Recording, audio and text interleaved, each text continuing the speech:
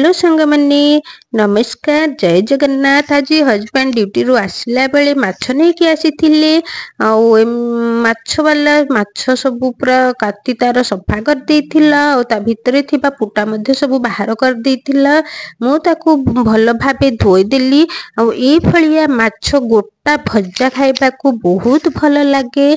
माछ भजारे तो रसुण आउ सोरिष प्रधान से मु रसुण आउ अदा छड़े देली।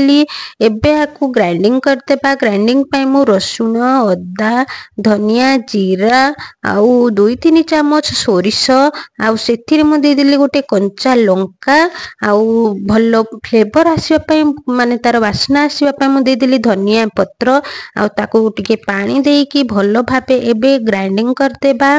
देखंतु तार केते सुंदर पेस्ट हो जाइए। आमर मसला प्रस्तुत हो गला। एबे गुटे थाली रे मु हलदी आउ स्वाद अनुसार लूण टिके धनिया पाउडर जीरा पाउडर आउ सेतिरे मु ग्राइंडिंग करिथिबा मसला मध्य सब दे देली। एबे ताकू भल भाबरे आमे कोन करिबा ना गोळेकी रखिदेबा। माछ पई आमर मसला पूरा रेडी हो गला। एबे माछ को मझिरु मझिरु टिके आमे काटी देबा कारण जेतेबेले आमे मसला इतरे देबा से भल भाबरे एब्जॉर्ब करिवो आउ ये भल भाबरे सिझिबो मध्य। मु गोटे पटे भात बसई देली कुकर रे कारण माछ भजा सहित भात बहुत भल लागे। आउ आमे ओडिसा लोक तो माछ भजा सहित भात ही हमको भल लागे, रुटी सहित हेते भल लागेनी। मु कोन कली ना माछ को एबे मसला सहित भल भाबरे कोटिंग कर देली। भितरे बाहर सबुआडे मसला भल भाबरे मु गोळेई देली।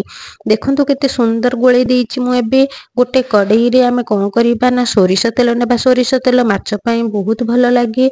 आउ आम कढ़ई जेतिकी बड़ माछ ताठू अधिक बड़ बड़ हो जाइछि। तो मु कोन करछि ना तेल को टिके एपट सेपट कर देछि भल भाबरे सिझिबो बोली।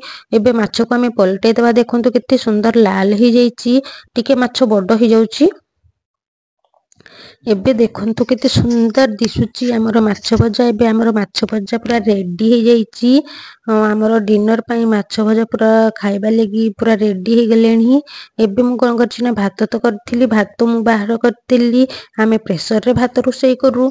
आउ मु आज अंडा तरकारी मध्ये बनैथिली अंडा तरकारी। आउ एबे दे देबा माछ भजा। आउ माछ भजा सहित टिके कंचा लंका आउ प्याज मध्ये भल लागे किंतु मो पुओ मु सेतरे कंचा लंका देइथिली सेते मु एबे दउनी केवल प्याज देइछि।